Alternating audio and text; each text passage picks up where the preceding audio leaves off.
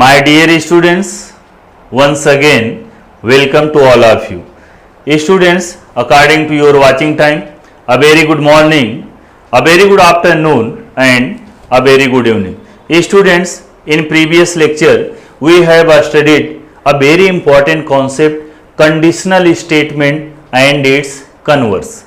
Students, in previous lecture, we have studied what is a conditional statement. Student, conditional statement is also known as a statement in if then form. Okay student, and how to write converse of any conditional statement. Okay student, now in this lecture we are going to study another important concept which is known as theorem. Okay student, तो इस lecture में हम लोग एक दूसरा बहुत important concept है theorem, उसको पढ़ने जा रहे हैं. थ्योरम क्या होगा? And student, in previous lecture we have also studied about the postulates. Okay student, postulates and Euclid's postulates. Okay student, how many Euclid's postulates was there? 5 Euclid's postulates. Okay student, but in this lecture we are going to study about a very important concept which is known as theorem. Student, what is a theorem? Theorem क्या होता है? अच्छा, postulate क्या होता है? Student, postulates are those properties which are accepted without any proof. बात समझ में आई क्या? पोस्टुलेट क्या होता है? ऐसी प्रॉपर्टी, ऐसा रूल जिसको हम लोग बिना किसी प्रूफ के एक्सेप्ट किए हैं. बात समझ में आ रही क्या? Those properties which are accepted without any proof. Okay student, but theorem, student, theorem is just opposite to postulate. Postulate में क्या? प्रॉपर्टी को हमने बिना किसी प्रूफ के एक्सेप्ट कर लिया. But student, in theorem, theorems are those properties which are accepted with their proofs. Understood ना? Those properties which are proved logically. वो सारी प्रॉपर्टी जिसको हम लॉजिकली प्रूव कर सकते हैं, those properties are known as theorem. For example, student, in 7th standard, 8th standard, we have studied about the Pythagoras theorem. Okay student, but what is the Pythagoras theorem? In any right angle triangle, the square of the hypotenuse is equals to the sum of square of other two sides. Student, this is a theorem. This theorem is Pythagoras theorem. Pythagoras theorem क्या है? In any right angle triangle, किसी right angle triangle में क्या होता है? right angle triangle में square of the hypotenuse is equals to sum of the square of remaining two sides. ये जो प्रॉपर्टी है, ये जो रूल है, ये student this is known as theorem. इसको हमने ऐसे एक्सेप्ट नहीं किया है, इसको हमने प्रूफ किया है. ये प्रूफ के साथ में कि how it is possible square of hypotenuse is equal to sum of the square of remaining two sides. ये कैसा पॉसिबल है? इसको प्रूफ किया गया है कि हाँ ऐसा होता है. Then student, this property is known as theorem. तो in short we can say theorem is all those properties which can proved logically, जिसको हम लॉजिकली प्रूव कर सकते हैं. हाँ ये बात सही है, तो उसको हम एक्सेप्ट करेंगे. That property is known as theorem. Student, then first write down its definition. The properties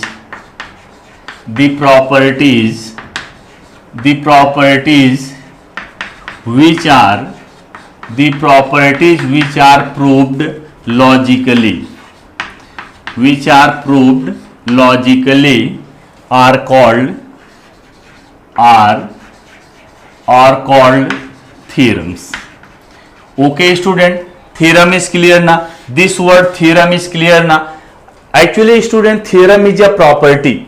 theorem क्या होता है? ये कोई प्रॉपर्टी होती है जिसको हम एक्सेप्ट तो किए हैं लेकिन प्रूफ के साथ में, विदाउट प्रूफ नहीं, उसका प्रूफ भी हमको चाहिए. अब जैसे पाइथागोरस थ्योरम है, पाइथागोरस थ्योरम इसको 9th में नहीं 10th में जाकर के इसको हम लोग प्रूफ करेंगे. Okay student, but many theorems are there in 9th standard. बहुत सारे थ्योरम 9th स्टैंडर्ड में है जिसको हम लोग प्रूफ करेंगे. अच्छा, तो कोई थ्योरम प्रूफ करने के लिए हमको क्या क्या चाहिए, how many points are required when we are going to prove any theorem. जब हम लोग कोई थ्योरम प्रूफ करते हैं उसमें हमको थोड़ा पॉइंट चाहिए जिसके अंडर हम लोग प्रूफ को लिखते हैं। जब आप थ्योरम प्रूफ करोगे then first point needed is known as given. पहला पॉइंट हमको क्या चाहिए, थ्योरम को जब हम लोग प्रूफ करेंगे first required point is given. Second point क्या होता है, टू प्रूफ, मतलब हमको क्या प्रूफ करना है। एंड थर्ड पॉइंट होता है construction, third point is construction and fourth point is proof. तो this is first point given, second point is to proof and third point is construction, fourth point is proof. अब ये सब के बारे में थोड़ा थोड़ा हम लोग जान लेते हैं। गिवन मीन्स क्या होता है स्टूडेंट, जो इंफॉर्मेशन हमको दिया रहेगा थ्योरम में उसको हम लोग किसके अंडर लिखेंगे, गिवन में लिखेंगे। एंड टू प्रूफ मतलब हमको प्रूफ क्या करना है, हमको प्रूफ क्या करना है इसमें लिखेंगे, किस में लिखेंगे, टू प्रूफ में। Construction student, this point construction सारे थ्योरम में नहीं आता, किसी किसी थ्योरम में कंस्ट्रक्शन की जरूरत होती है और किसी किसी थ्योरम में कंस्ट्रक्शन की जरूरत नहीं होती है। अब एक क्वेश्चन उठता है कि किस थ्योरम में कंस्ट्रक्शन की जरूरत पड़ेगी और किस थ्योरम में कंस्ट्रक्शन की जरूरत नहीं पड़ेगी। तो student this is depend on your practice. जितना आप अच्छे से प्रैक्टिस किए रहोगे, आप थ्योरम को देखोगे, स्टेटमेंट पढ़ोगे और आपको समझ में आ जाएगा कि इसमें कंस्ट्रक्शन चाहिए कि नहीं चाहिए। और लास्ट पॉइंट क्या होता है, प्रूफ, मतलब हम थ्योरम को कौन कौन सा लॉजिक देकर के प्रूफ कर रहे हैं। अभी मैं आपको एक थ्योरम बताऊंगा तो ये सारे पॉइंट क्लियर हो जाएंगे। बात समझ में आई क्या? अच्छा, थ्योरम समझ में आ गया क्या? थ्योरम क्या होता है? थ्योरम क्या होता है? Theorems are those properties which are accepted with their proof. बिना प्रूफ के हम लोग उसको एक्सेप्ट नहीं किए, जिस प्रॉपर्टी को प्रूफ के साथ में एक्सेप्ट हमने किया है उसको बोलते हैं थ्योरम। बात समझ में आई क्या? जब हम लोग थ्योरम प्रूफ करेंगे, एग्जाम में ऐसे आएगा प्रूफ दैट, स्टेटमेंट लिखा रहेगा। ओके स्टूडेंट, जब लिखा रहेगा प्रूफ दैट इसका मतलब वो थ्योरम है, मतलब आप प्रूफ करो। ओके, अब जब हम थ्योरम प्रूफ करेंगे तो हमको कौन कौन सा पॉइंट चाहिए? We needed student 4 points. First point is given, second point is to proof and third point is construction and fourth point is proof. Okay student, तो एक थ्योरम हम लोग देखते हैं, ये जो सारा कॉन्सेप्ट है ना एकदम क्लियर हो जाएगा student. In first lesson one theorem is given that the opposite angles form by two intersecting lines are of equal measures. तो मैं इसका स्टेटमेंट लिख दे रहा हूं, statement of the theorem, statement of the theorem. What statement is given? The opposite angles, the opposite angles. Okay student, this is the statement of theorem.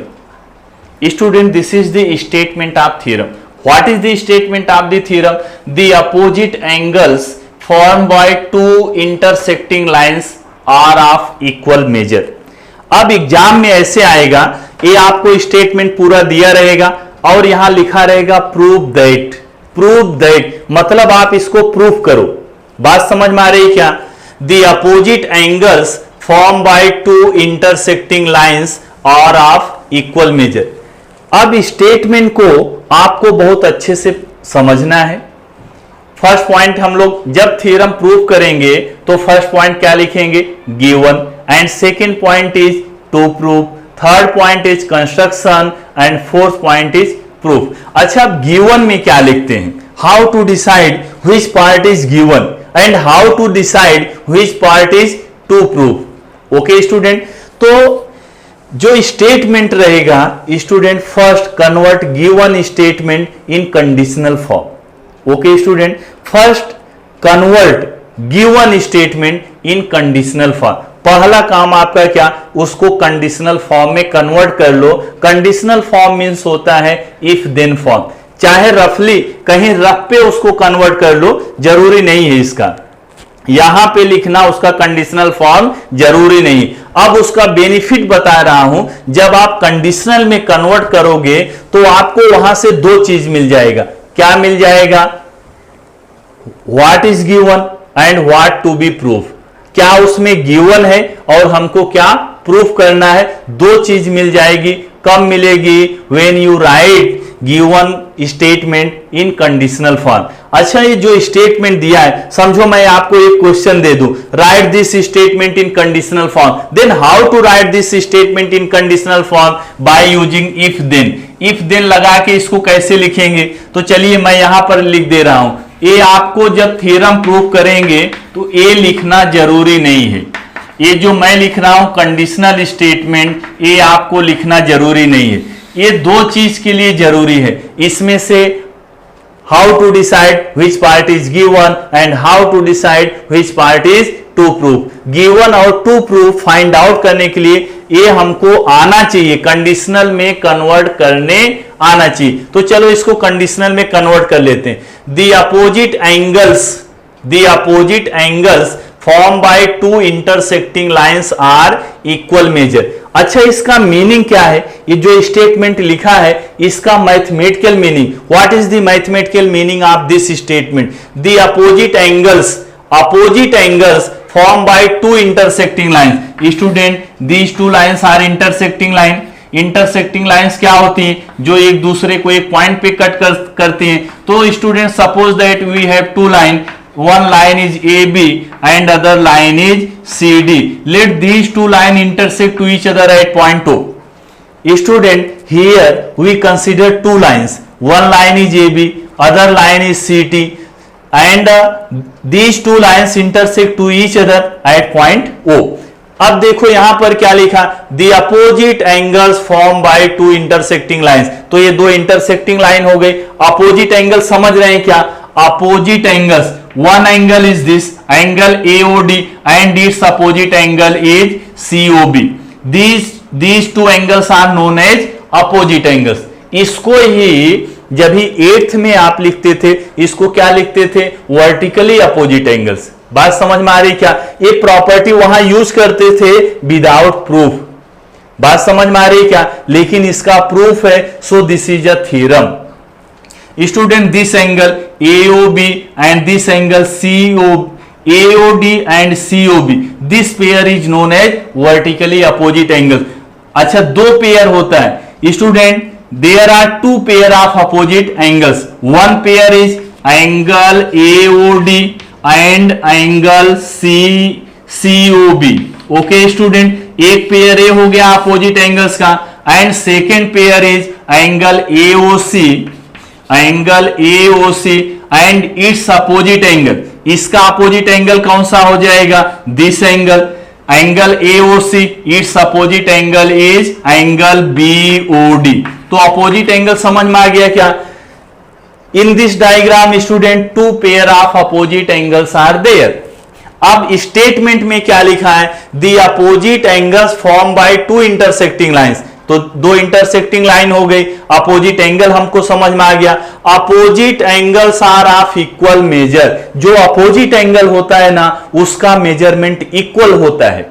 बात समझ में आई क्या? यही प्रॉपर्टी हम 8th स्टैंडर्ड में यूज करते थे। और रीजन क्या लिखते थे? Vertically opposite angle, and we know that vertically opposite angles are equal और कॉन्ग्रुएंट। बात समझ में आ रही क्या? सिर्फ जो प्रॉपर्टी यूज करते थे, अभी उसको प्रूफ करना इधर।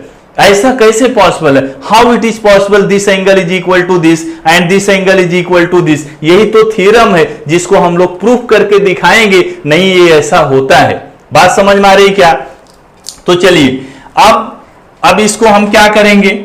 जब थ्योरम आप प्रूफ करोगे, फर्स्ट पॉइंट क्या लिखोगे? फर्स्ट पॉइंट क्या लिखेंगे? गिवन। और सेकंड पॉइंट क्या लिखेंगे? To prove.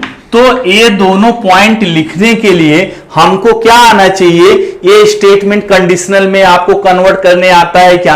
अगर आपने कंडीशनल में कन्वर्ट कर लिया तो आपको दो चीज मिल जाएगा। क्या मिल जाएगा? गिवन मिल जाएगा और क्या मिल जाएगा? टू प्रूफ मिल जाएगा। तो आइए इसको कन्वर्ट करते हैं, किस में कन्वर्ट करते हैं, कंडीशनल में। कंडीशनल कैसे स्टार्ट करते हो, इफ से स्टार्ट करते हैं। अच्छा, conditional statement and given statement both should have same meaning, दोनों का मीनिंग सेम होना चाहिए। जो स्टेटमेंट है और जो इसका कंडीशनल है, दोनों का मीनिंग क्या चाहिए, सेम होना चाहिए। अच्छा, इधर क्या लिखा है, the opposite angles form by two intersecting lines are of equal. A are of equal measure किसके लिए लिखा है, opposite angles are of equal measure. जो अपोजिट एंगल है ना, उसके लिए लिखा है आर ऑफ इक्वल मेजर। मतलब it means opposite angles are equal.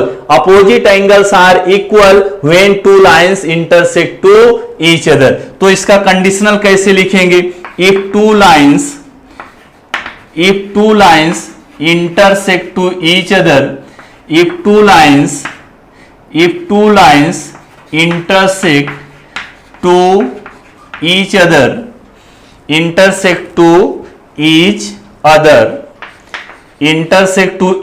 other, then their opposite angles are equal. Then their opposite angles are equal. Understood ना? Opposite angles are of equal measure, या simply we can write it are equal. अब देखो ये जो given statement है and this conditional statement, student this two statement have same meaning, दोनों का meaning same दिख रहा है। The opposite angles form by two intersecting lines are of equal major.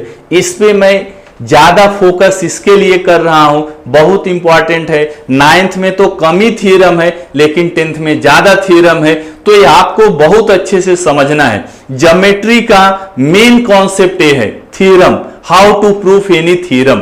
Okay student, now you see here both the statement have same meaning, दोनों का meaning same है ना। The opposite angles formed by two intersecting lines are of equal measure. It means if two lines are intersecting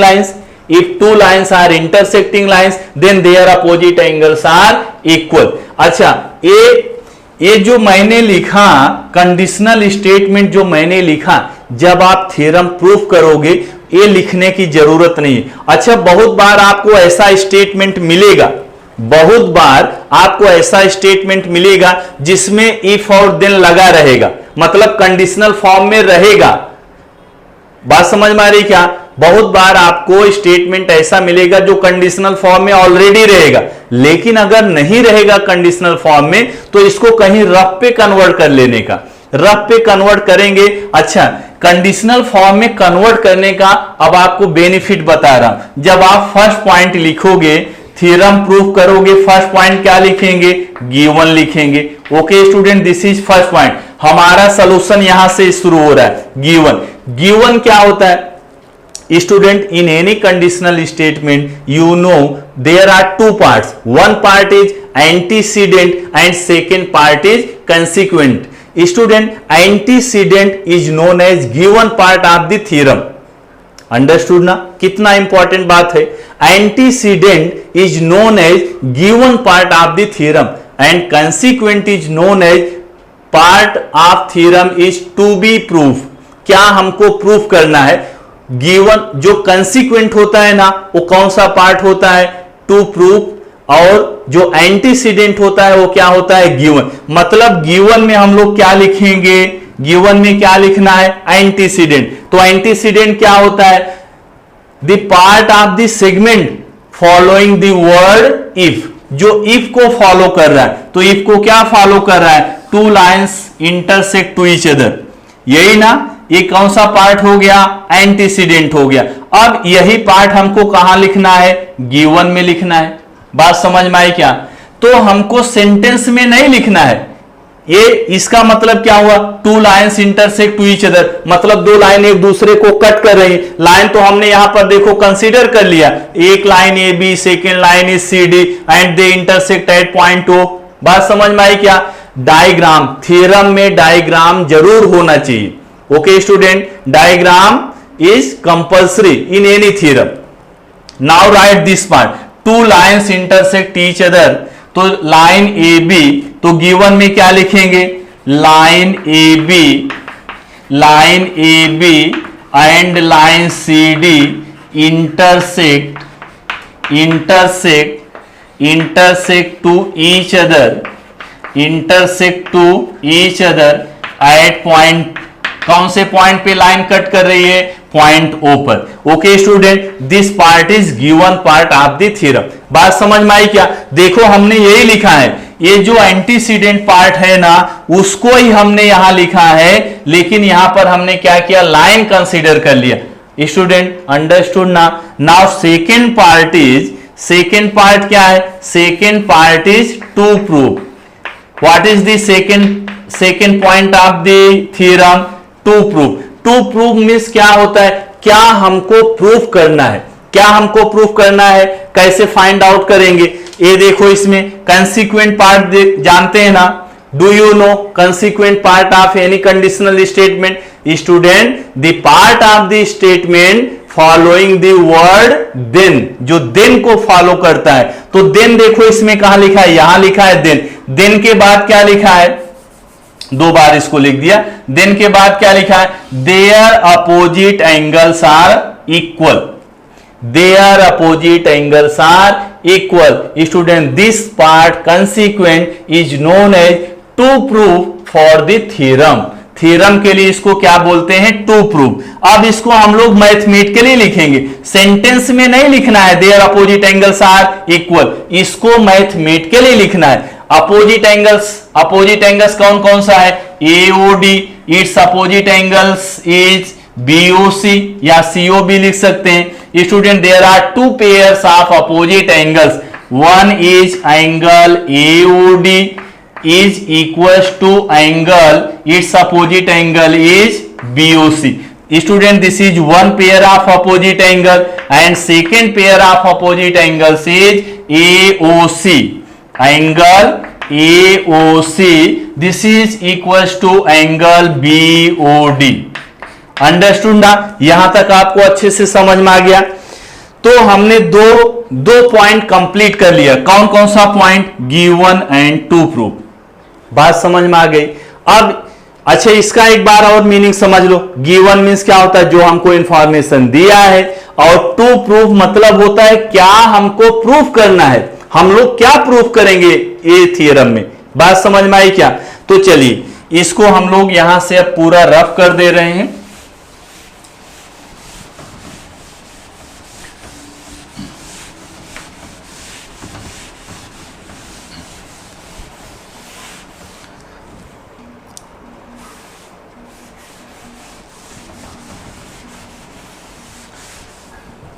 Okay student, now after writing given and to proof, next point, what is the third point in theorem?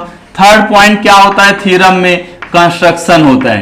क्या होता है, construction. लेकिन एक चीज मैंने बताया कि सारे थ्योरम में कंस्ट्रक्शन की जरूरत नहीं पड़ती, तो फिलहाल इसमें हमको जरूरत नहीं कंस्ट्रक्शन की। कंस्ट्रक्शन मतलब जो डायग्राम है ना उसमें कुछ हम लोग एक्स्ट्रा बनाते हैं प्रूफ करने के लिए, that is known as construction. तो हमको इसमें कुछ एक्स्ट्रा बनाने की जरूरत नहीं है। So here we not need construction. Okay student, now after construction next point is proof. Construction के बाद कौन सा पॉइंट आ जाता है, प्रूफ। अगर कंस्ट्रक्शन की जरूरत नहीं है तो डायरेक्ट हम लोग क्या लिखते हैं, प्रूफ। प्रूफ मींस क्या होता है स्टूडेंट, ये जो हमको प्रूफ करना है ना, आप किस तरह से इसको प्रूफ कर रहे हो, कौन सा लॉजिक यूज कर रहे हो, कौन सा मेथड यूज कर रहे हो, कौन सा फार्मूला यूज कर रहे हो। बात समझ में आई क्या? Now student you see this angle, this point is a. Student, angle AOD and this angle BOC, these two angles are in linear pair. Okay student, and if angles are in linear pair then their sum is 180. बात समझ में आई क्या? जैसे मान लो कोई एक line है, यहां पर एक लाइन हो गई। Student, these two angles is known as angles are in linear pair. And if angles are in linear pair then their sum is 180 degree. Understood? Therefore we can write angle angle AOD, angle AOD student, this angle AOD plus this angle BOD, angle BOD, this is equals to 180 degree. Understood ना this concept, understood ना। Angle AOD diagram में दिख रहा है क्या, angle AOD, ये देखो angle AOD यही एंगल है, इसमें हमने क्या प्लस किया है, एंगल BOD, एंगल BOD, ये देखो ये दोनों मिला के कितना हो जाएगा 180 डिग्री। 180 डिग्री क्यों हुआ, क्या रीजन है, what is the reason, reason is student angles are in linear pair. तो यहां पर let this is equation 1 and write it's reason, angles are in linear pair. तो यहां क्या रीजन लिखेंगे, linear pair angles, linear pair angles. Okay student, this one is clear ना। And now see in figure, once again see in this figure, student this angle BOD and this angle BOD and this angle BOC, अब अगर ये दोनों को plus कर दें तो 180 हो जाएगा। ये देखो स्ट्रेट लाइन है, स्ट्रेट लाइन के एक और का एंगल टोटल कितना होता है 180 degree. Now student this angle BOD plus this angle BOC is also 180 degree. And now angle BOD, this angle BOD plus this angle BOC, this angle BOC is equals to 180 degree. This is equation 2 and student sum of these two angles is 180 degree. Why sum of these two angles is 180 degree? Student here same reason is here. कौन सा reason, angles are in linear pair, these two angles are also in linear pair, so we will write here same reason, linear angles pair, linear pair angles. Okay student, linear pair angles. And now student see equation 1, this is equation 1 and this is equation 2। What you observe from equation 1 and 2, equation 1 और 2 से आप क्या observe कर रहे हैं student, see right hand side of equation 1, student this is equation 1 and it's right hand side is 180 degree and right hand side of equation 1 is also 180 degree. In both the equations right hand sides are equal, therefore its left hand side will be equal। बात समझ में आई क्या, समझो हमारे पास दो relation है, relation means equation, if x is equal to 5 and y is equal to 5, student here x, the value of x is 5 and the value of y is also 5, therefore we can say x is equal to y। बात समझ में आई क्या, right hand side of both the relations are same, therefore left hand side will be same। Understood now? From this concept we can write here from equation 1 and 2, from equation 1 and 2। तो 1 और 2 से क्या observe कर रहे हैं, right hand sides are equal, therefore left hand side will be same. Left hand side of equation 1 is angle AOD plus this angle BOD, this is equal to left hand side of equation 2, angle BOD plus this angle BOC। Okay student, this line is clear now, left hand side of both equation will be same, this is left hand side of equation 1 and left hand side of equation 2 will be same because of its right hand sides are same। अच्छा दोनों side में, now see this line in both the sides means in left hand side and in right hand side one term is same, angle BOD angle BOD, तो ये angle BOD से कट गया, therefore remaining terms are angle AOD, this is equal to angle BOC। ये दोनों cancel हो गया, कैसे कैंसल हो गया, अच्छा इसका एक कॉन्सेप्ट समझते हैं, कैसे हमने क्यों कैंसिल कर दिया। ये देखो कहीं पे लिखा है x plus 5, this is equal to y plus 5, तो फाई फाई कैंसिल हो जाएगा, दोनों का सेम साइन है। इसको हम लोग ऐसे लिख सकते हैं x is equal to y plus five and this plus five taken this side minus five, plus five minus five देखो कट गया ना, कट गया मतलब जीरो आ गया, तो क्या बचा x प्लस वाई। तो अगर सेम टर्म है, दो साइड में है, one is in left hand side and other is in right hand side and both the terms having same sign, then those term cancel out by each other. So here angle BOD cancel out by angle BOD, then we get this angle AOD is equal to angle BOC. Student देखो हमको पहला यही proof करना था ना, angle AOD किसके equal हो गया, एंगल BOC का। बात समझ में आई क्या? तो ये जो प्रॉपर्टी है इसको हम प्रूफ करके दिखा रहे हैं कि अपोजिट एंगल इक्वल होता है, प्रूफ करके दिखा रहे हैं, therefore this is a theorem not a postulate. Understood ना स्टूडेंट? देखो सेकेंड भी हम लोग ऐसे ही प्रूफ कर सकते हैं, जैसे सेम ऐसे हमने किया, सेकेंड भी हम ऐसे ही प्रूफ कर सकते हैं। लेकिन जब सेम कॉन्सेप्ट लिखना है, सेम थिंग लिखना है, तो हम लोग यहां पर लिख देंगे similarly we can prove that this. अब सेकेंड के लिए फिर इतना लिखने की जरूरत नहीं है, सेम मेथड लगाएंगे इसमें, तो हमको पूरा डिटेल में लिखने की जरूरत नहीं है। सिर्फ हम क्या लिखेंगे, similarly we can prove that angle AOC is equal to angle BOD। Understood? तो आप इसको नोट कर लो, बहुत इंपॉर्टेंट चीज है थ्योरम। तो फर्स्ट क्या आप लिखोगे, गिवन के बाद क्या लिखोगे, टू प्रूफ के बाद क्या लिखोगे, प्रूफ। अच्छा, एक ही हमने प्रूफ किया, यहां पर क्या है student, there are two pair of opposite angle but we will prove that only one pair of opposite angles are equal, but for second we will write here similarly we can prove that this. अगर हम लोग second proof करते हैं तो यही तो method, यही concept apply करेंगे ना, तो दो बार वही चीज लिखने की जरूरत नहीं है। यहां पर हम क्या लिख देंगे, similarly we can prove that this. तो मैं यहां पर लिख दे रहा हूं, यहां मैं लिख दे रहा हूं। इसके बाद आप क्या लिखोगे, similarly we can prove that, we can prove that मतलब सिमिलरली मतलब ऐसे जैसे हमने प्रूफ किया ऐसे ही हम प्रूफ कर सकते हैं। क्या प्रूफ कर सकते हैं, ये सेकेंड वाला प्रूफ कर सकते हैं। Similarly we can prove that angle AOC is equals to angle BOD। Okay student? अच्छा, जब थ्योरम आपका प्रूफ हो गया, जहां पर फिनिश हो गया, यहां पर क्या लिखेंगे, हेंस प्रूव्ड। ये याद रखने का, थ्योरम के लास्ट में क्या लिखते हैं, हेंस प्रूव्ड। बात समझ में आई क्या? So student, now pause the video and note down this important theorem.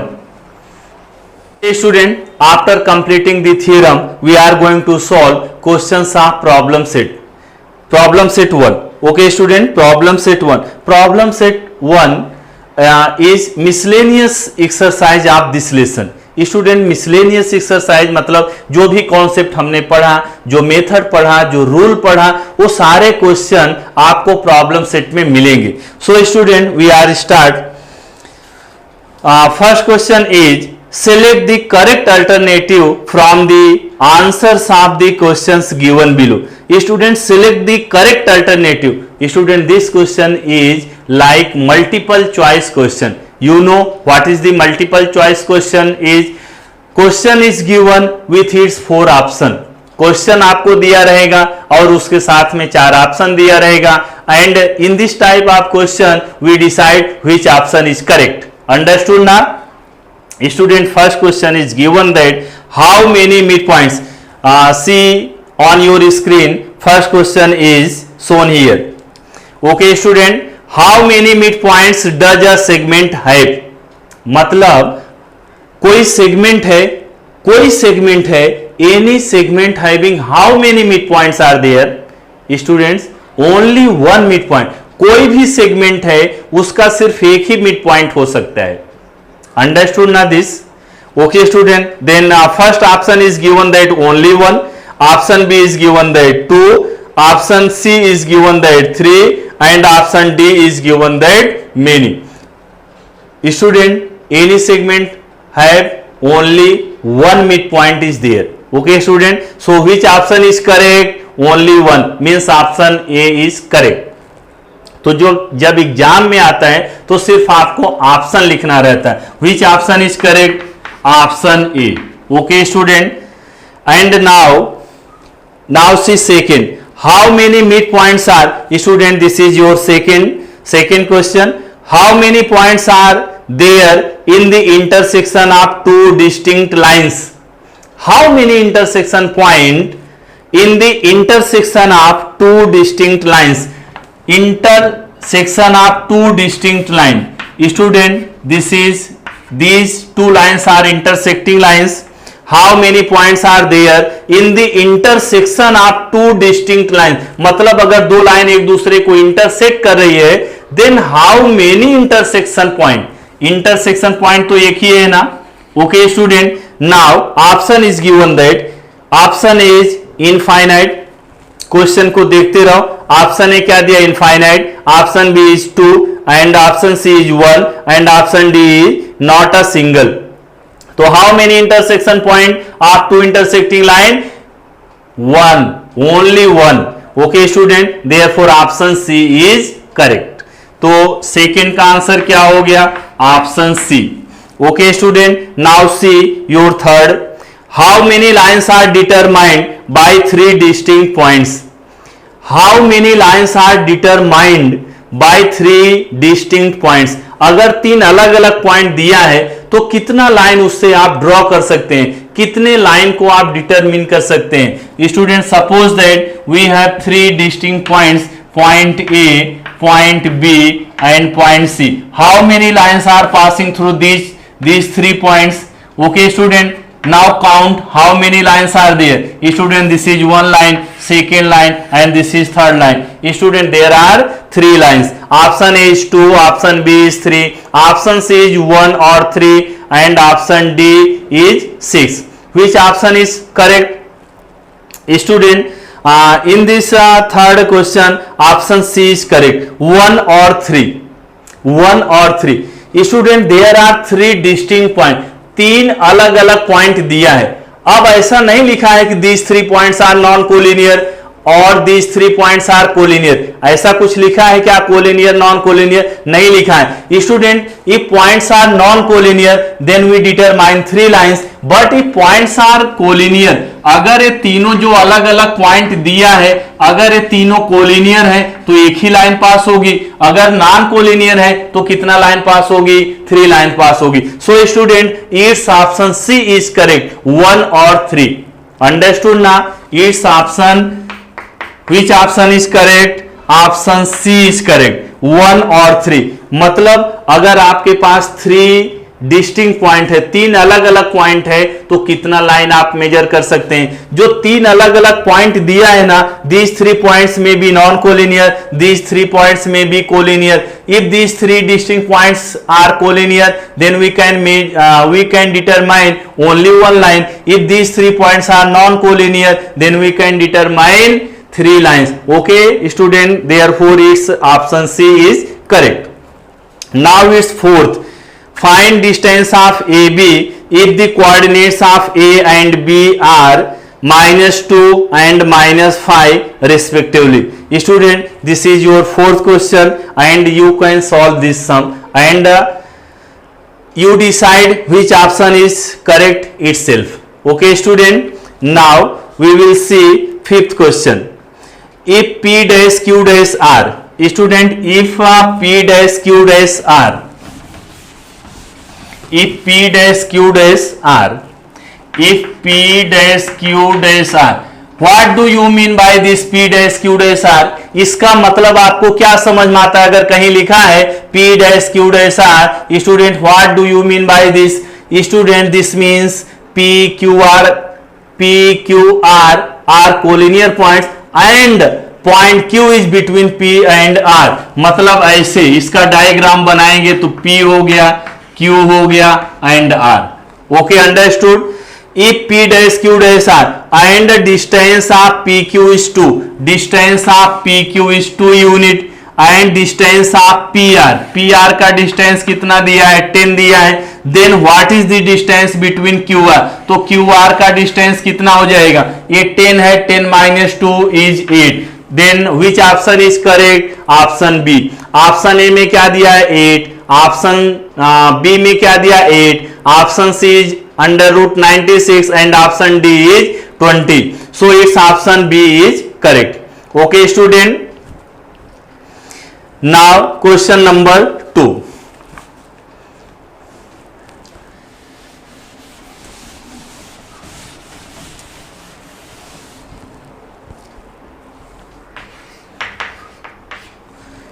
Okay student, now question number 2. On a number line, coordinates of P, Q, R are 3, -5 and 6 respectively. State with reason whether the following statements are true or false. अब नीचे जो statement लिखा है हमको बताना है कि true है कि फॉल्स है। ओके स्टूडेंट, तो मैं एक सॉल्व कर रहा हूं, बाकी आपके लिए homework. Coordinates of P, Q, R are 3, -5 and 6. Students, see your question and first note down the question. On a number line, किसी नंबर लाइन पर P, Q, R, P का कोऑर्डिनेट क्या बताओ, what is the coordinate of P is 3 and what is the coordinate of Q, Q का coordinate क्या है -5 and what is the coordinate of R is 6. Then state with reason whether the following statements are true or false. Student, first one is given that distance of PQ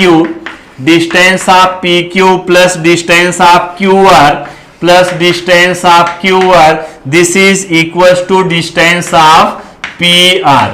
okay student, हमको decide करना है कि ये जो statement लिखा है ये true है कि फॉल्स है। ट्रू कब होगा, जब ये दोनों को सम करने पर ये आ जाए।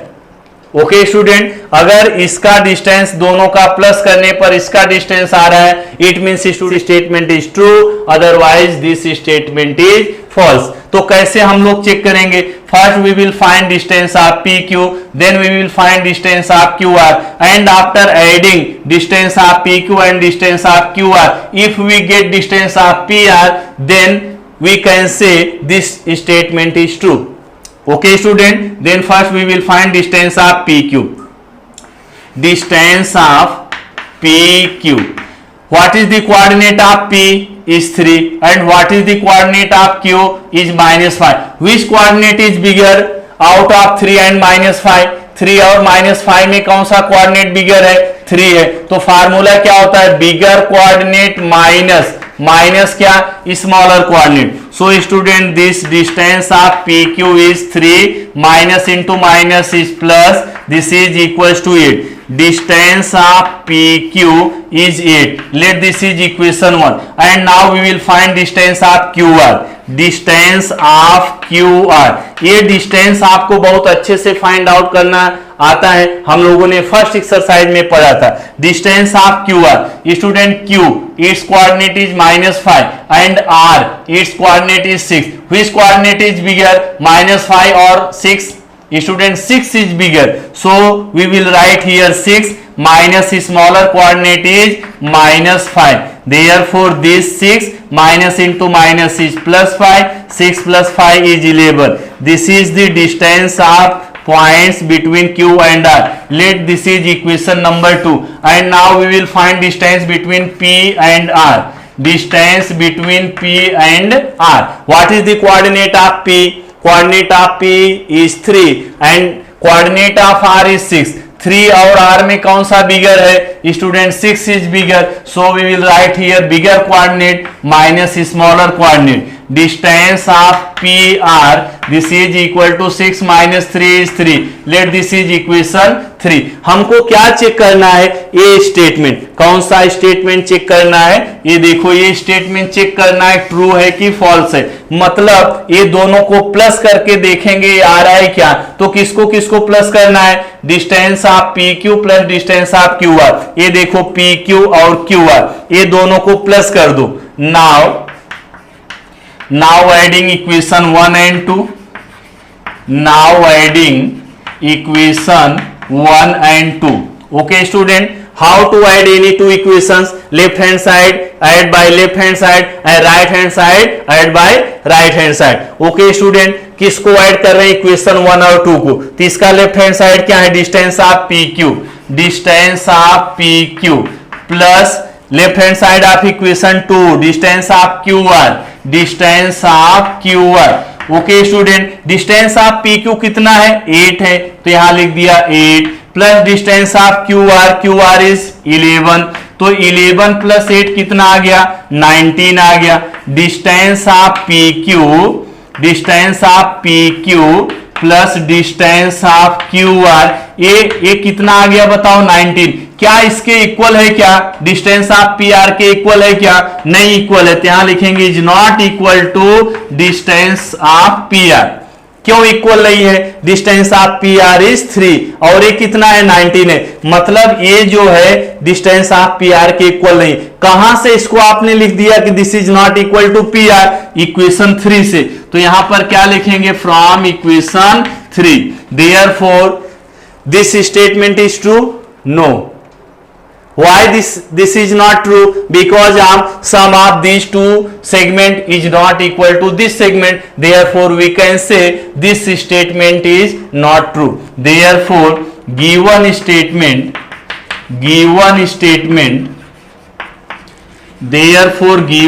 statement is not true. Okay student, understood ना? अगर किसी में इक्वल हो गया तो क्या लिखेंगे? Given statement is true. अगर इक्वल नहीं हो रहा है तो it means given statement is not a true. Okay student, now pause the video and note down this solution and the remaining part of this questions are homework.